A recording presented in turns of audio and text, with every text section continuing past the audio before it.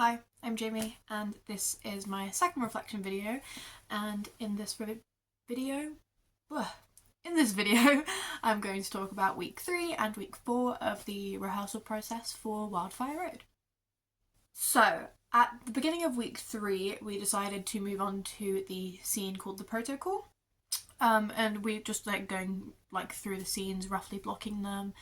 And so this week we had Yaz, who was going to be directing this scene, and she wanted to almost make it like a game show or sort of TED Talk sort of scene, so have it be like a comedic break within the play, and the characters who were talking about onboard safety, of a plane and the safety protocols, and what would happen if a hijacker on board, they would be presenting it like they were actually on a TED Talk, presenting it to a live audience, which would obviously be the live audience of the show.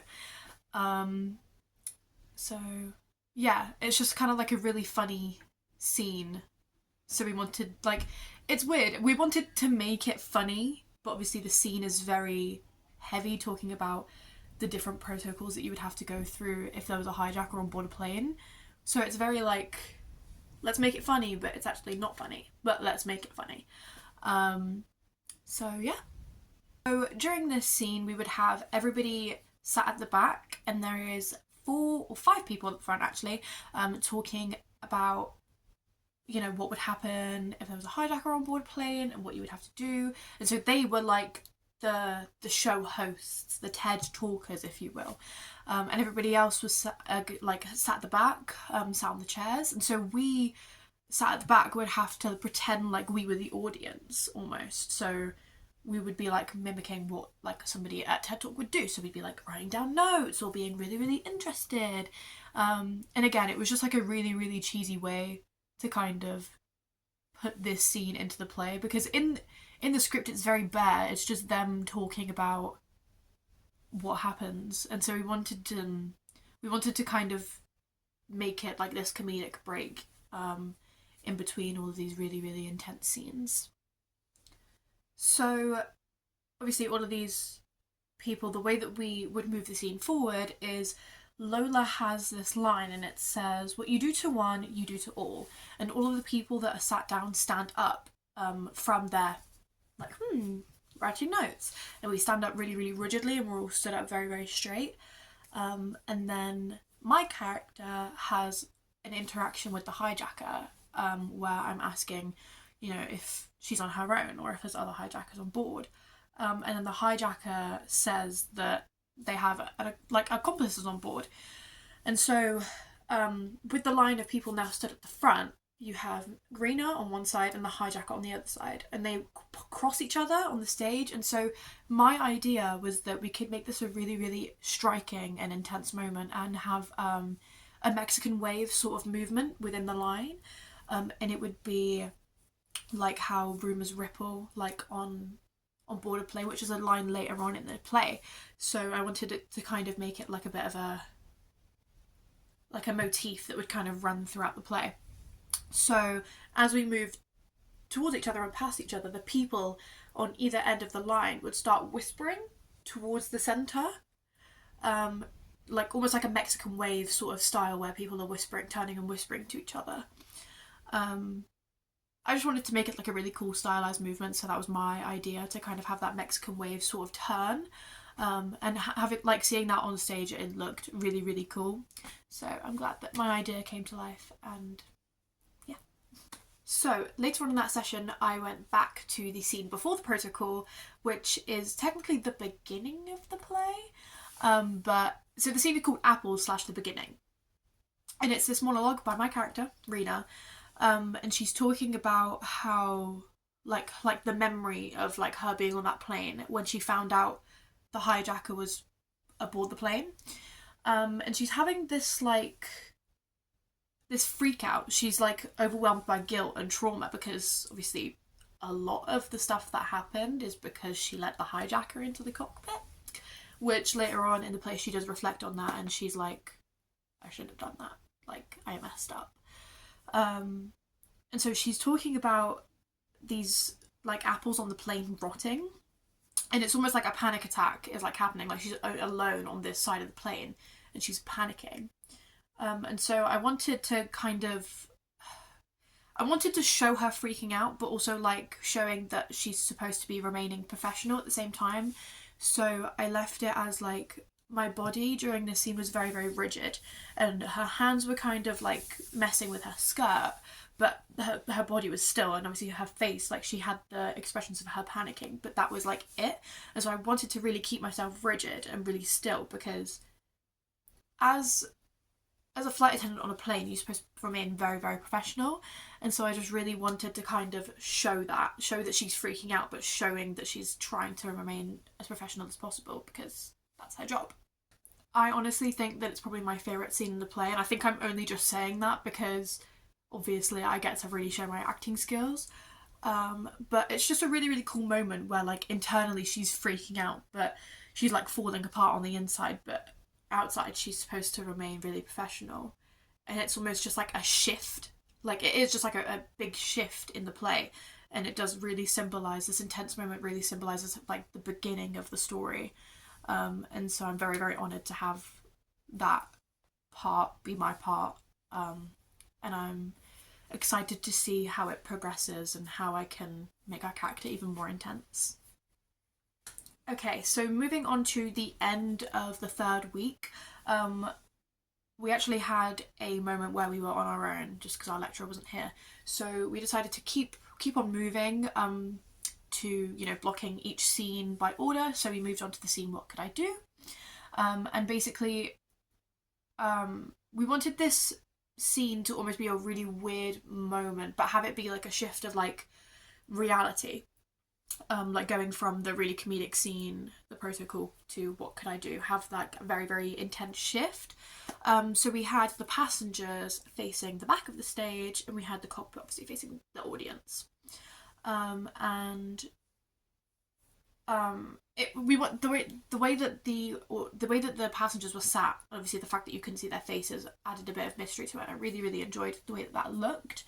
And also, it kept focus on the cockpit, which is like where mainly everything was happening. So it was just really, really practical, and also it made a really cool stylized scene. So there's a line by the hijacker where they say "look it up," like they're talking about how Italy's on fire, and how like we have to look it up on our phones. And so we had an idea of the stage lights going completely orange, and then us having phone screens, and having them be like flames and orangey. So we would like pretend to have a phone in our hand and go look it up, look it up. And so the audience, obviously, because like the passengers are facing the back, so they'd be able to see the fire on the phone. And so that was my idea, to have like the fire on the phone, and I think that would be really, really cool to put in front of the audience. So yeah, the only thing about that scene that wouldn't make much sense is that people find out later on what's happening, and so it's almost like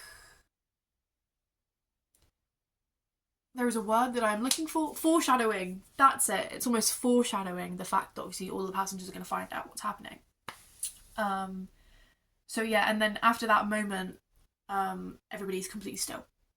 So there's like a moment of really, really intense fiery noises, fiery lights, and obviously the fire on the phone screens showing the audience. And then everybody's really still, really rigid and really calm.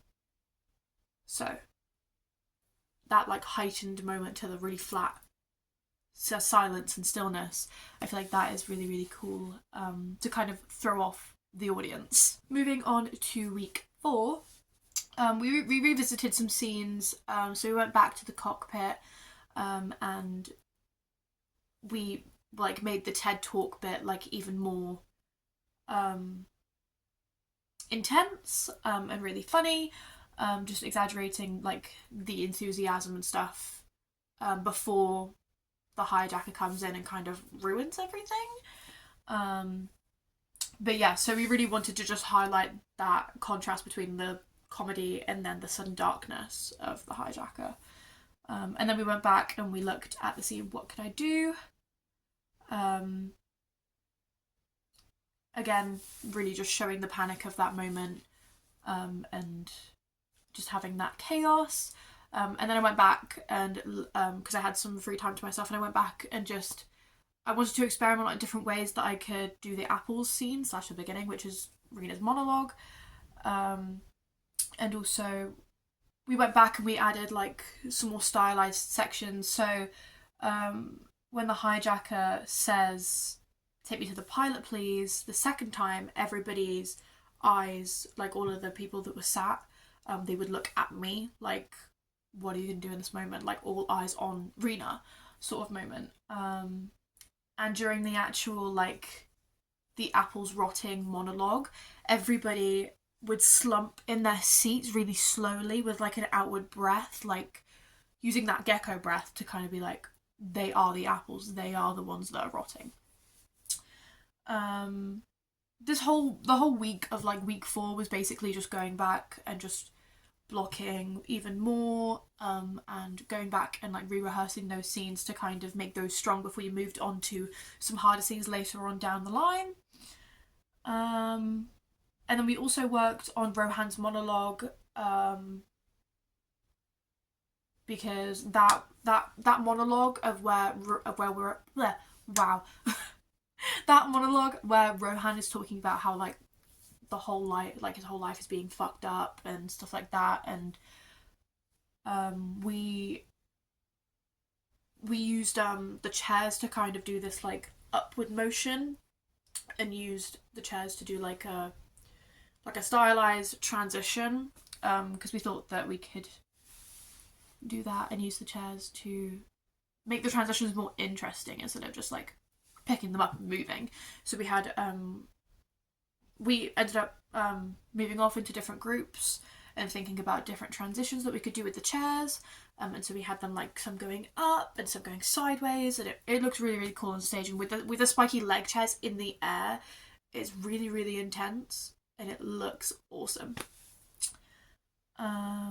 The only issue with that though is that we haven't gotten all of the chairs yet. We're using some wooden chairs and then some metal chairs that already are in college, and they're really heavy and it's difficult, but we are looking for chairs, so hopefully that should be solved soon.